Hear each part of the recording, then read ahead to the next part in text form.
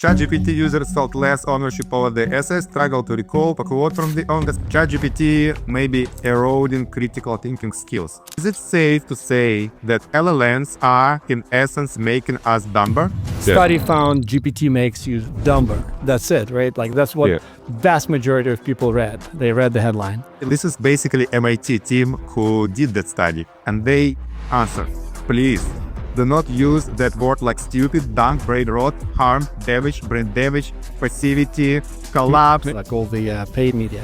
Tell us an angle of a story from every complex source, like a study by MIT, and it takes a certain angle. And then if everyone be honest, with GPT or without, do you very often read beyond the headline? Hello and welcome to the first episode of Yet to Be Named podcast. Do we have a name? No, we don't. We don't have like more human, I guess. Two humans. Well, I'm two humans. More than one. I'm here with Dmitry Matskevich, my dear friend, and the world's deepest brain, especially when it comes to AI. And we are here to produce some shocking news on how AI is not, in fact, going to kill us, enslave us, make us dumber, but maybe has an opportunity to make us even more human. Slightest chance to make us more human, more kind, and maybe even smarter. Yeah, and like as we'll learn later today, pretty much give us more time to run around and play and do exercise. With that, let's discuss those studies. It's very easy to get lost in clickbaity info coming in from everywhere, trying to convince us that we're all doomed and AI is about to make us dumb and take over all of our jobs, and then probably send robots to kill us. And we're here to debunk some of those things, and by digging deeper into the actual papers and scientific studies that are normally used to produce this clickbaity doom and gloom information. At least that's the intention, right, Dima? Yeah, but probably a robot do gonna kill us, but it's better to be optimistic about the future. Like a person whatever this guy says. Oh shit, like I'm afraid you started like way too harsh. How about we roll back? No, robots are not gonna kill us. It's gonna be okay. But at least we need some attention from those who already alarmed, so they're not gonna miss our podcast and have some chance to basically hate us. Hate us. Yeah, at least. Let's give them a chance to hate us. Yeah, all right. Well, so I guess like the bottom line is, yes, robots are probably going to kill some of us. Some of us. Those who are pessimists. Yeah, you want to be on the right side. Yeah, don't forget to say thank you to ChatGPT. Speaking of ChatGPT, I know that you, Dima, have prepared some good ideas to discuss today. Yeah. And you're going to talk about those couple of studies you sent my way, specifically the one from MIT, right? The one from MIT, that famous MIT stupid brain study, or brain on GPT, which decay, and we're all going to be stupid. Let me just read some of the articles which spread that MIT study, because I read a lot recently, and probably some of you already saw on Instagram or my favorite podcast, Diary of the CEO. They also have like is it your favorite? Like one of my favorite podcasts. Okay, not but from that point, not the favorite one, but before that episode was one of the favorite one. But still, had some good ideas. Brain experts warning: watch this before using ChatGPT. Shocking new discovery. And we should add some shocking to the title of our podcast too. I think it works. Shocking. AI is okay. Shocking. AI is okay. Yeah. You're not gonna be the stupidest one whenever you use GPT. The stupidest one gonna be the one who don't use ChatGPT. Shocking discovery. Shocking discovery. Okay, let's get back. A study showed cognitive decay in ChatGPT users. Ooh, that sounds scary. Is it scary. So though? Scary enough to get back to forest and just to grow chicken. Is it what the study actually say, or did they read just the beginning of it? What's a good question? I read your notes, but I didn't read the study. Did you read the study? Be honest. Honestly, I haven't read that study. You didn't. But I discussed the study with ChatGPT, which is better idea than just looking through the podcast. What I discovered. Well, you see, and now we are seeing live how your brain is decaying. Okay. You're a living proof. Probably. Anyway, if you're not gonna read that study, it's better to discuss that study with ChatGPT than to read through all of this media and podcast, because ChatGPT in that case can have less agenda. So that's interesting idea. Was it that was that book 451 Fahrenheit where they were burning books? Yeah. I think there's the intro to this book reads as first they started writing digests of books, and then they started writing digests of digests, and at some point they made books illegal, right? And in a way, modern social media, Twitter and YouTube, telling, and like the actual media, right, like all the paid media, tells an angle of a story from every complex source, like a study by MIT, and it takes a certain angle, and then if everyone be honest, with GPT or without, do you very often read beyond the headline, or is it always snackable media and like a Twitter feed or your Google News feed, which you never click through and never read fully? And so that problem of nuance being lost has been a problem way before GPT.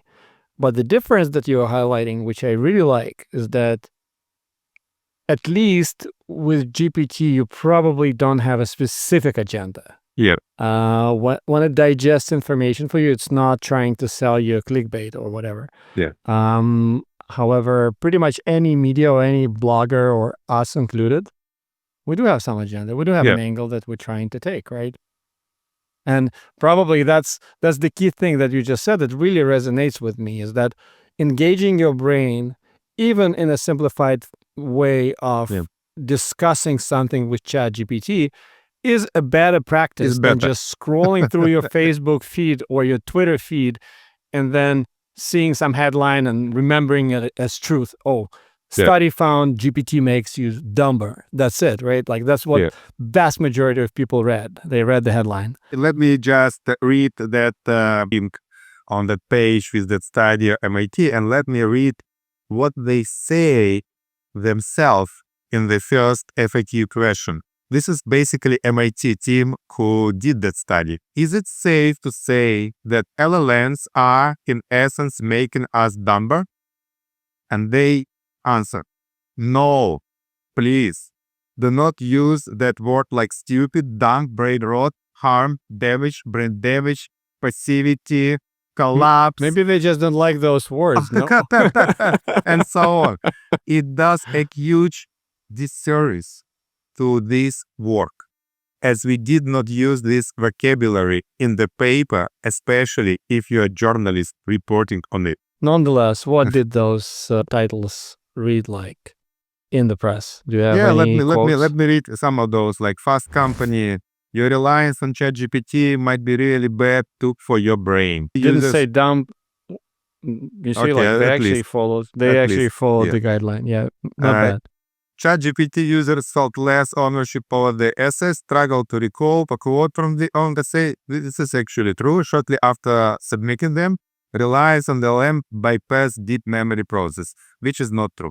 Time. ChatGPT may be eroding critical thinking skills. Mine actually better after ChatGPT. According to a new MIT study, time playing ChatGPT. It depends on the baseline, right? Where did you start? Okay. Whenever you were before already low. That actual study, they basically had 54 students which were tested in EEG during essay writing, not long-term cognition. The authors literally beg journalists not to say dumb or brain damage, and if they care about Alzheimer, in that Diary of the CEO podcast, this is like more to the story. I basically watched the whole podcast, the whole episode, which I do recommend. They invited one psychiatrist, Daniel Amen, and neuroscientist Terry Sejnovsky. And they actually make it a very awareness pitch. If you misuse ChatGPT, your brain going downhill, increasing dementia risk and Alzheimer's. And me, as a person who basically research a lot, become very like, wow, how those two guys who like really like scientists say to me that essay writing is like the primary factor for Alzheimer risk or not. Then you wrote your like last essay. Please tell me. Yeah, I'm afraid I'm done. Like, if that's the factor, I'm pretty much already like obtaining Alzheimer. I'm pretty sure I'm already getting there. I've never written any essay myself, but like I was good in mathematics and physics. Yeah, I was like really like dumb as hell. So you screwed, buddy. Yeah. But yeah, there's good news. The strongest evidence points that physical activity or physical inactivity is one of the top modifiable dementia risks. Hell yeah. Not exactly. cognitive activity. Yes. Let's go to the gym, bro. That's right, buddy. But no, like, in all seriousness, I think the interesting bit that was missed in most of the press coverage of this paper is that it actually talks beyond the fact that EEG activity was lower for those who indeed started with GPT.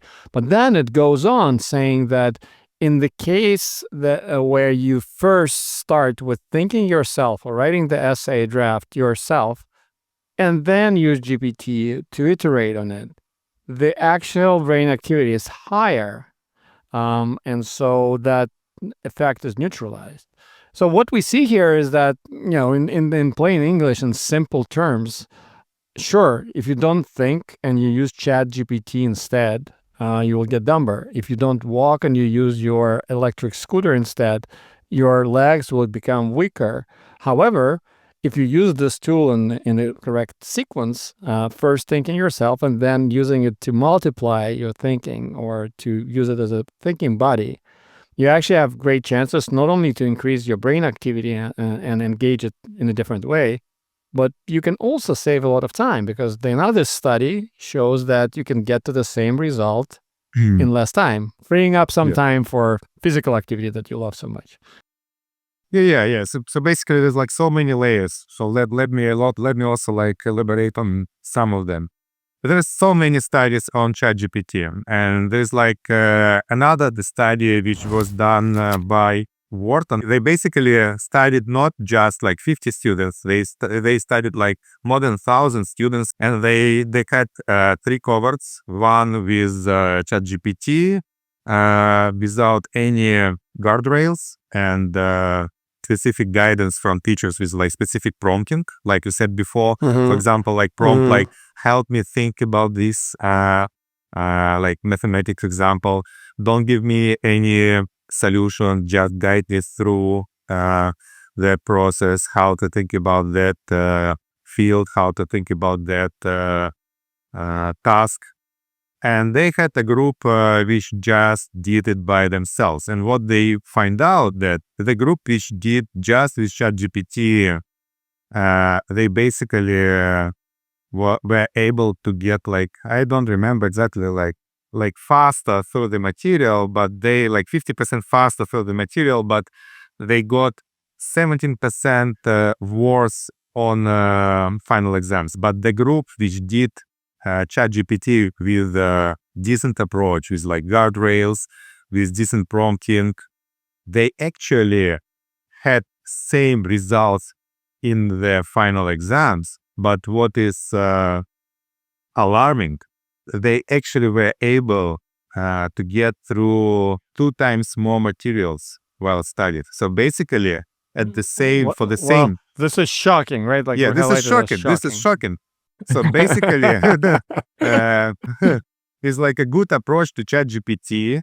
They were able to get 2 times faster without any compromising on the results. Of course, this is like so same result, less time spent studying, right?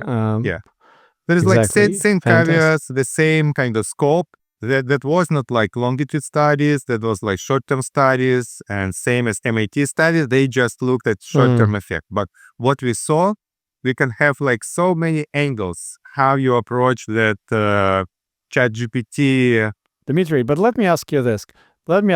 In this study, it sounds like the real difference is made by the protocol that you applied to using the tool, right? And so, Yeah, that's a good point. right? So, which means just like with, like I'm from biotech world now, with drugs, any drug can be poison, any drug can be, or like most drug can help some people, some cohorts of people, and protocol is extremely important.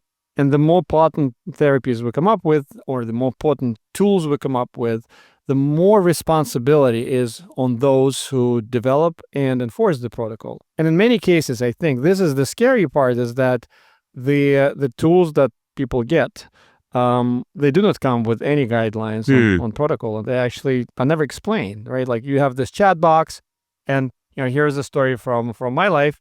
My son, he got a proud title of the first kid in his school to be punished for generating the whole essay with ChatGPT back in 2022. He was or 2023, right? Like, yeah, when ChatGPT came out, pretty much within the first week, he generated his homework, probably brought it to class. He didn't even like add any mistakes or typos in it. Just, of course, you should test boundaries as a true entrepreneur. He did that, and immediately he got, we got called to school, and then he was shamed for it.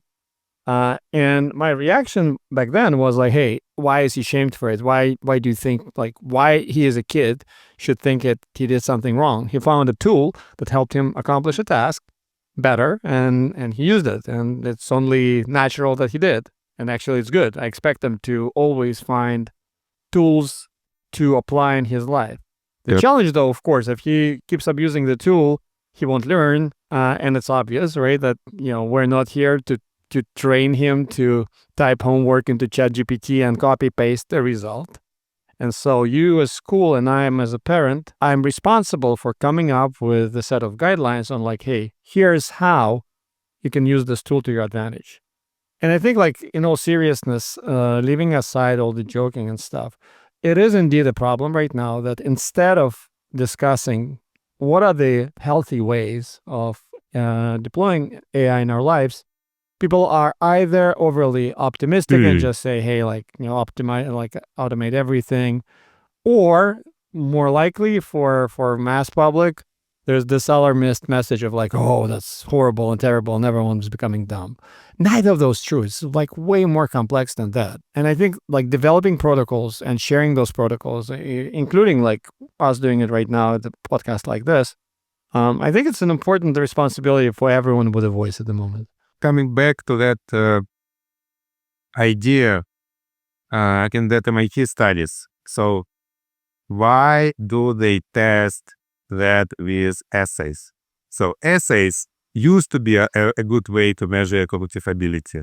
Like in that, it's a good proxy of intelligence, right? It used to be a good proxy. Yeah, it used to be a good proxy. But as I asked you before the podcast, let me find my message. By the way, dear listeners, if you're judging our cognitive ability, but by our ability to speak, you probably think we're like actually dumb. We're not. We're just not very good speakers. If you listen to me while I speak in Belarusian, my native language, guys. You should do that.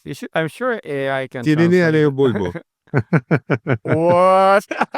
I have no idea what you said. Ask yourself, who is more smart today? Someone who writes a 5-page essay solo, or someone who with GPT designs a working 1K prototype of a plant health monitor, decompresses constraints, and tests it in one day. So let me decompose that MIT studies again. So they had several conclusions. One conclusion about health, about brain health. What I suggest to you to look through some recent studies about Alzheimer, neurodegenerative diseases, And what they find out that the top behaviors which protects you from those diseases are not cognitive abilities. Those are Those not are exercise, cognitive right? exercise. Yeah, playing That's right. tennis, gym, even like jogging, dancing around. So this is like very, very like human like activities, not going to your pet and be very brainy, rational. Those actually going out to the nature, spending time with other humans, playing around. And that's already in one magnitude more effect than writing essays. So this is number one. Right. If you care about health, this is not basically the focus. In a way, freeing up time. Like if the second cohort of the Turkish students in the Wharton study, if they were able to accomplish the same test results with less time thanks to AI and the same memorization score, which means that they basically freed up a bunch of time. Yeah. The best way for them to invest this time in order to maintain brain health would be not to write the second essay, Yeah. but actually go out and play paddle or surf. Or surf. Actually, I think they should surf. Yeah, but there's no surfing in Turkey. Or Maybe hug. foil. Or have sex. Probably. I don't know. Oh, Because people less and I less don't know. I'm in not the sure. type of I'm not sure activity. if they were. Okay. This is I'm not another sure if they podcast were like episode. of Okay. proper age. Yeah, like let's not go there. Ah, okay. No, I think we'll stop at surfing and paddle. Okay. Another one. This is more about your functional abilities to flourish in the modern world, in the new world, the world we are coming to. And yet, I can make a strong argument that writing essays, it's not a good proxy to flourish in that modern world. A good proxy to flourish in that modern world. Let me contradict you on this one, right? Okay. Like, I don't know you hate writing essays. It's clear, but the reason it's such a measure of intelligence historically is because thinking clearly while writing down your thoughts is just a way to show the way your reasoning works, right? So a person who can comprehend the complex subject and then clearly lay it down with like structured argumentation on paper in the way that other humans can understand, basically has done enough grading in their head of this complex subject. And that is why, writing is such a great way to assess it. So it's not the essay itself, it's your thinking that went into it that is being assessed. And in fact, like, I agree with you that probably writing essays is not the best way to exercise your brain. It's a way, but not necessarily the best. But it's probably one of the best ways to assess someone's thinking process, because I don't know another way to basically brain dump a reasoning trace so that, someone else could look at it. Yeah, but basically, I think that essay writing assessment, they developed in modern and postmodern era. Then everybody just moved to factories and from villages, and that ability to write was like primary accomplishment, and everybody just simultaneously in the same environment, they were trained to read and write. And there was like homogeneous assessment. You have not had AI models who can speak with you. You have not had playground, then you can develop like startups, pet projects, ideas. You have not had ability to research simultaneously 20 different subfields to solve your particular project. Like, for example, your company, you research drugs, you should understand like so many different fields at the same time. It were just impossible before. That used to be like impossible problem for teenagers to test them on. But today, basically, you can just give to your class of 10 students, for example, or 1,000 students, that idea, okay, please come up to me with some novel solution in field of biochemistry or intersection of several fields, you have just 1 hour and full-blown Yeah. GPT. Do whatever you want. And you can get like AI from another side who can assess that solution and basically compare that. You're once again bringing it down to the protocol, right? And that's what matters. In other words, the studies or the headlines that want to sound alarming but yet to stay fair should probably say something like, there is a way to use LLM to make you dumb For sure. or to reduce your brain activity. That is the actual true statement. Yeah, there is certainly a way to do that. There's also a way to kill yourself by drinking too much water, right? Like there's always a creative way to do harm to yourself with all sorts of good things. However, it comes down to the protocol that you decide, or your teachers or whatever the environment you're in decides to impose, whether or not it's going to be a poison or it's going to be a therapy. It's going to be something that will make you smarter, better, and stretch you in new kinds of ways, just like you described. And that is, again, to me, it's a matter of being like taking responsibility for the effects of the tools that you're adopting and how they will affect your life. But in order for people to take responsibility of those things, they have to be aware of the risks and of the benefits. And I think that is what is important. Rather than talking about some doom and gloom certainty, like, oh, it will make you dumber, the nuanced conversation should be around like, here are the ways to use modern tools to become smarter. And here are the ways that you should avoid using those tools because they will likely to harm you in certain ways, in different ways, actually. And speaking of that, like, do you have ideas or suggestions of particular ways you can use those tools to make you smarter rather than dumber? But you mentioned some of those, right? Like, running a super deep research across multiple domains and whatnot. Like, what is that you do? I think my like number one use case, because like I really love moving through like different books at the same time, different podcast ideas, lectures. And basically what I saw that with ChatGPT, the coherence of this knowledge become like really, really like higher for me. I'm usually like listening to the books, and whenever I listen to the books, I like, oh, wow, that's an interesting idea. It's could be connected with another books I listened like a week ago, and with my project, and I can apply that particular metaphor to train people in my GPT conferences on some specific meta skills. And I just like, I have so many layers, so many ideas, like, okay, it's impossible just to like basically kind of write them down. I usually go to my ChatGPT and start to just dumping all of these voices in my head about this book, what I understand, if they're true.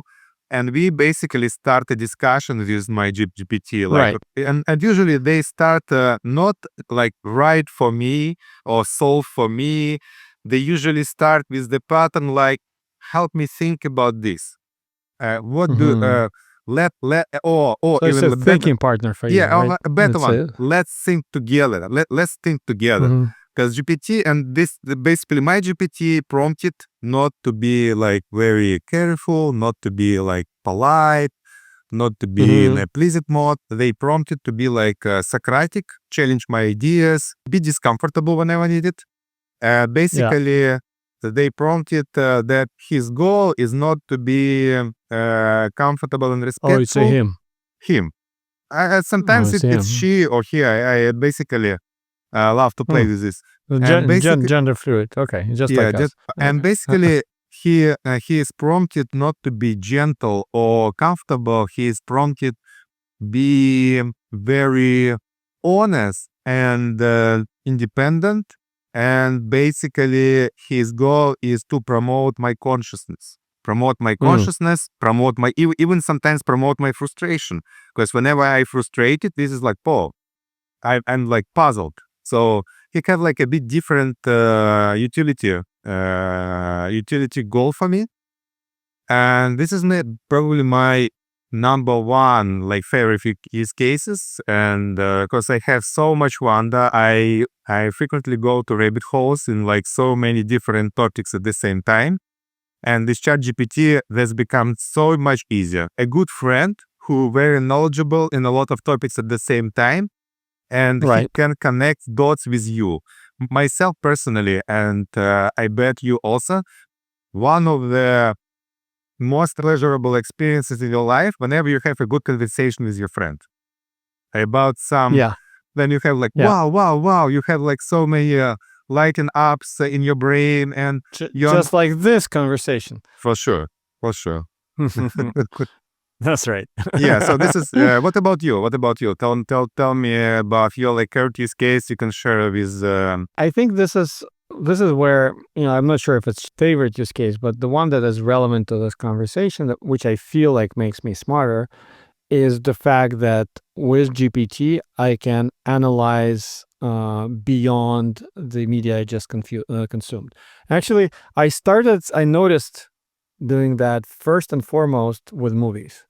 Like, in many cases, you watch a movie, especially old movies, and there's like something unresolved or some uncertainty. You just don't get it. Like, what, like, why things ended up or like, what was the director trying to say here? And it's really rare that you can actually like discuss your interpretation with someone unless someone already wrote something similar online, right? And so rather than reading someone's opinion of, oh, this is what author was referring to or was trying to say in this book or in this movie, what I like to do is to go to GPT and actually say, hey, here's my take. This is the way I feel about the character. This is what happened. What's your take? And then we're starting to have this conversation, which is kind of in a way front loaded with my thinking. But obviously GPT has many more opinions in the model itself, distilled from the internet. And so it's very interesting to have that very gentle conversation that, sometimes, is really like more of an argument, and sometimes it's more of a agreement. But in any case, it makes me engage with the piece of content I just consumed in a way deeper and a way more active way. So that's one. And number two is just as I'm reading books, I really like, I used to take some little notes on the sidelines of a book. And actually, I do like now, I just like, I text those questions or ideas to a dedicated chat, which I dedicate to the particular book I'm reading right now. I'm prompted as like, hey, I'm currently reading, Built by Tony Fidel. And then like as something interesting comes up, I just, normally like I just record a voice message to this chat. So like, oh, this phrase just jumped out at me. Like, and then we like, again, just like you said, we end up having a friendly conversation on this, and it can take in all sorts of ways. It just starts off this like new thinking thread, which makes you brainstorm things in an interesting way.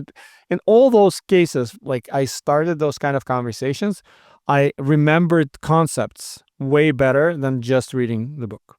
What I've noticed is I've read so many books which I don't remember at all. Right? Like you asked me, I remember that I read the book. I don't remember a single thesis from the book. And anytime you're having an argument or some engaged conversation about some concepts of this book, you remember it. Like at least that's the way it works for me. And so for that reason, like it really that helps. could be a good that could be a good idea to the next MIT study. For example, they have like several groups, like one which like read the book and just do nothing, and another one which read the book and discuss with ChatGPT and see like recall, ownership, brain activity, and I bet you're gonna have like very alarming results. And this is this is where I think it's going to be shocking. I think this is where passive consumption, even of the most complex pieces of content, like reading a textbook or a very complicated study, like a paper. In all cases, or nearly all cases, just passive consumption without taking notes and discussing things, it ought to be less engaging and less memorable than any activity that you do while consuming it. Like you're listening to the lecture, you take notes by hand. I don't have data points here, but I'm pretty sure I came across them at some point that actually maybe we should ask GPT, but writing things down with your hand increases your chances of memorizing the material, and debating it later on increases your chances even more. And so this is where I think the actual benefit, comes up. It gives you more opportunities to discuss and sort of write down things in your memory. Yeah, I think like there's like a primary shift in perspective on what we discuss right now. I love the pattern. I heard that from somebody, that you should not use GPT as your slave, or you should not use GPT as your god. So like whenever you use GPT as your slave, you just like do it for me, just like one shot, write essay for me. So this is obviously like very like stupid and brain degrading like way of using GPT. And basically whenever you use GPT as an oracle or as a god, you like, oh, this is like the one who just like saved me answer for the main question of universe. You're not engaging in any like discussion. You like perceive that as like some high level entity which know everything, like I'm gonna answer any question. And that middle ground is to perceive GPT, and this is like first time in the history of universe and humanity that you have some technology which basically can behave as another conscious being. And conscious not because it have consciousness or not, we don't know, and with like philosophical discussion, but in a behavioral way. For example, whenever you have interaction with something which changes you, or change your perspective, or have some influence on you, like a good movie, or you have that discussion in the way you used to discuss with another human, like evolutionally, neurobiologically, this is like very like frictionless. This is like frictionless way of dealing on some tasks or issues. You don't spend energy. You don't spend energy as you used to before. Like even if you should write some precise prompt, this is like, oh, this is another job. You just have very free conversation, and it happens to not drain you as a conversation with a good friend. For you can converse like for hours, and you can discuss a lot of things with another human being, and that's not going to be perceived as an energy drain. And this is very special, I think. And at the same time, this is not brain. Your point, what reminds me of, and I don't know if it's going anywhere, but let me try to riff. So this study that like like one of the best ways to create a new healthy habit is remove all the barriers to entry. Like you put your running shoes next to your bed, or in my case, a yoga mat next to my bed. I do yoga every morning simply because every time I step off the bed, I end up on the yoga mat. There's no way around it. And so I'm like, okay, I guess I gotta do a couple of chaturangas. And so in a way, removing the barrier, reducing the barrier to entry from consumption to discussion is an incredible effect that GPT gives you. So in other words, yes, it does provide an opportunity, should you choose so, to not think and just rely on the output of the machine as replacement of your thinking. That is a conscious choice, and some people might take this choice. However, it also gives you the opposite opportunity to think way more. To think by engaging with the subject deeper and having a thinking companion who will challenge you and discuss with you and make you think from different angles and so forth. And that was actually something that had a pretty high barrier to entry. Like, for example, in my use case, where I watch a movie or read a book, sure, there was always a concept of book clubs, right? Like you could have a book club around, and you all read the book, and then you come together and you debate it and discuss it. And it's an incredible tool. However, I never participated in those things because you got to be in certain place at certain time with certain people. It's like way too hard, and it doesn't fit my schedule at all. So I never, like realistically, I've never done that before I got a book club in my pockets. And now I do.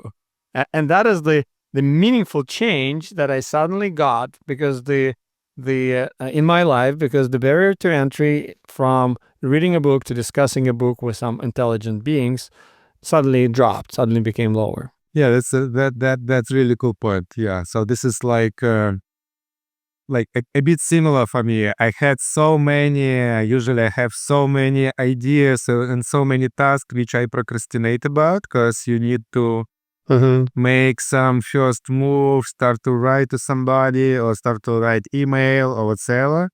And with ChatGPT, I I just need to start to talk with ChatGPT. Okay, I don't Yeah. know what to do right now. Like I have so many different emotions.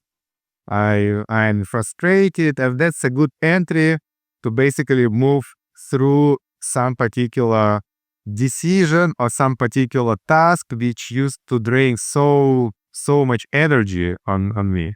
Interesting. Yeah. So reducing the barrier to start Yeah. producing Yeah. rather Producing. than, Yeah. in a way, like this is the biggest challenge of many, is like thinking gets stuck in your head and never becomes something else. It doesn't become writing. It doesn't become a conversation because people don't think that the thoughts are well formed enough, and they end up having a very awkward and very inconsistent conversation in one's head. And I've had that certainly many times. Yep.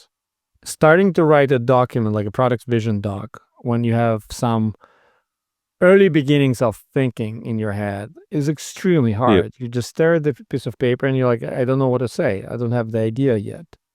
And in many cases, and in many books on thinking that I wrote and that I read, actually talk about the importance of just putting something out there and then refining and critiquing your thinking on a problem after it's already like vomited, quote unquote, on the paper. Yeah. Reading all those advice, I still had the same problem for many years of like not being able to start. And you're right, the ability to do it in the most, inaccurate, like the most simple and primitive way with GPT is incredibly liberating. Like here's an example from today. I got invited to give this seminar at Harvard Business School, and I Wow. needed to very quickly today, like That's congrats.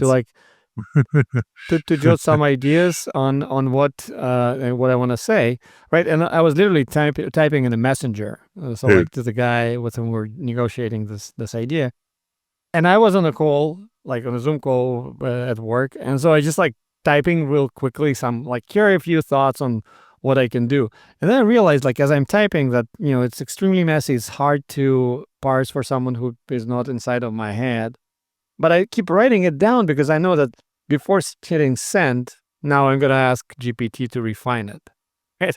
And then I take this like super messy message, place it in the ChatGPT, and it refines it into pretty much the same idea, just written nicely in a bulleted list and like reshaped a little bit.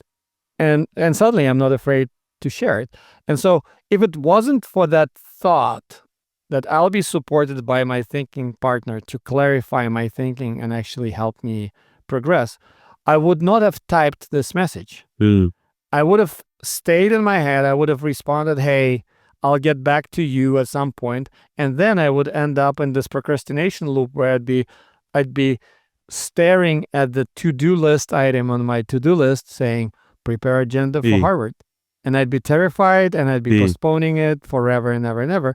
Instead, it took me seconds in this very chat with the organizer.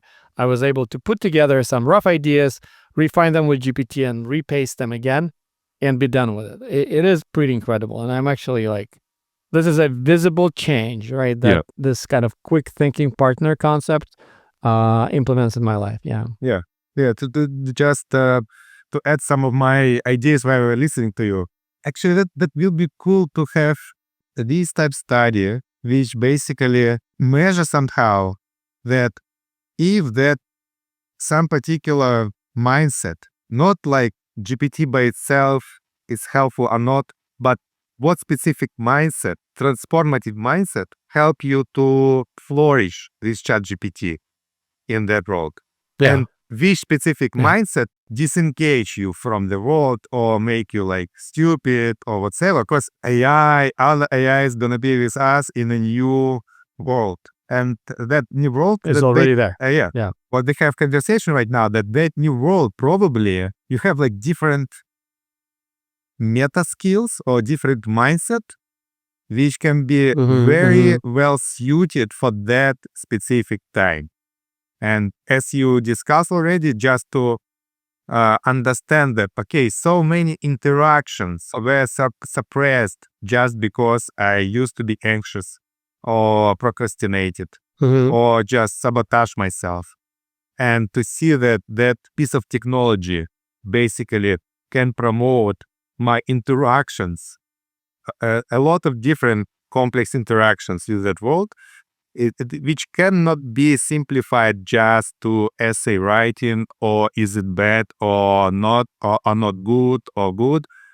That's good. That's really will be really cool. I think, Dima, in a way, this is what we could do here, right? Like, well, the study that you're describing is something that I feel like is Happening an right now. ongoing theme of this podcast going forward. Yeah, I feel like this is an important part. I very much agree with you, and this is something that we could be doing. How about we summarize let's start. the key ideas? The key Or ideas. maybe that let we started with. our GPT to summarize key ideas. I'm just No, Okay. this is where don't want to I delegate, feel like I okay. like my job. Yeah, I Okay. just don't want to delegate this. But the pleasure of doing this myself. So Okay. look, we started with discussing two studies today. One from MIT that got misinterpreted in many headlines, or at least like it got a bunch of really biased headlines, not fully reflecting the complexity of the results.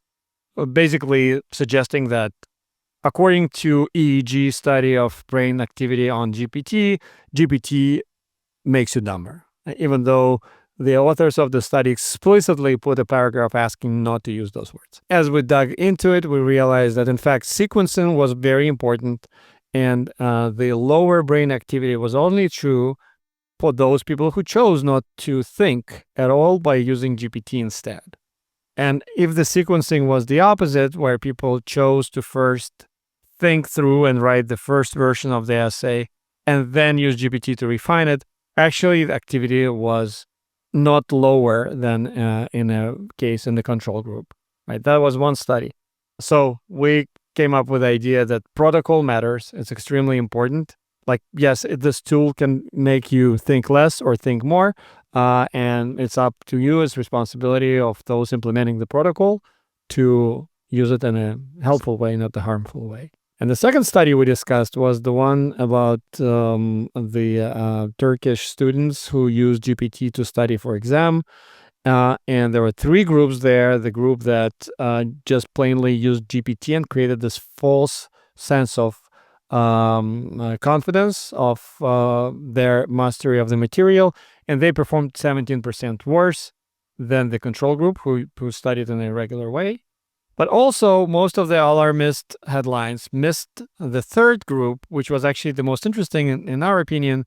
And the third group was the one that was using GPT as a tutor, following guidelines and certain guardrails set up by the conductors of the study. And the shocking news about this group is that their memorization of material and their test scores were actually as good as the traditional study group. However, they got to this result way faster. And I think you made a good point that, hey, actually, if you're afraid of your brain degenerating by neurodegenerative diseases like Alzheimer and Parkinson and so forth, best studies that we have so far, they're not suggesting that you write more essays. They suggest that you run around and do exercises. So in a way, those Turkish students who freed up a bunch of time by using GPT to get to the same scores, and hopefully they use this time to run around and swim in the Bosphorus. And shout about that. And then we had a conversation on our personal experiences and also discovered two important things that we seem to be doing. Number one is reducing the barrier from consumption to creation mode. by reducing the shame and fear of starting from scratch. And that is where GPT can really help you start the first draft and then iterate with it. You also mentioned that the framing of prompts has helped me think through, let's think together, seems to be like a right way to have this conversation. And finally, I mentioned that I also use modern LLMs to deepen my engagement with things I would have consumed passively otherwise, like reading a book and discussing as like ongoing book club, discussing it with GPT, or watching a movie and sharing my feelings about some obscure scenes or a director's ideas, and then getting a critique on my thoughts or having this conversation about the interpretation of what we've seen. I think that's all the shocking stuff that we discovered today. Have I missed anything? Well said. Yeah. I'm probably gonna add what I cannot said from. I wanted to share like a personal meta prompt from Reid Hoffman. Was it the real Reid Hoffman, or was it his digital AI copy? Because I think he has one too. Real one. Yeah. Real. That was from sure? Peter Diamandis' You never podcast. know. Yeah.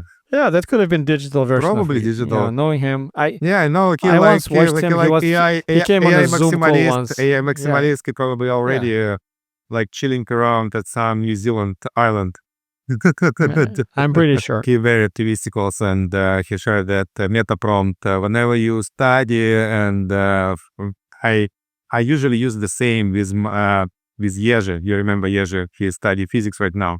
You just ask GPT, don't give me a solution, but guide me through the decision process on that specific problem. And that's already so much help to so many kids which don't have ability and access to a good teacher in physics. Because, for example, in my childhood, I was really fortunate to have access to like best of the best physicists who like train me on how to think about difficult problems in physics, like whenever I study for Olympics.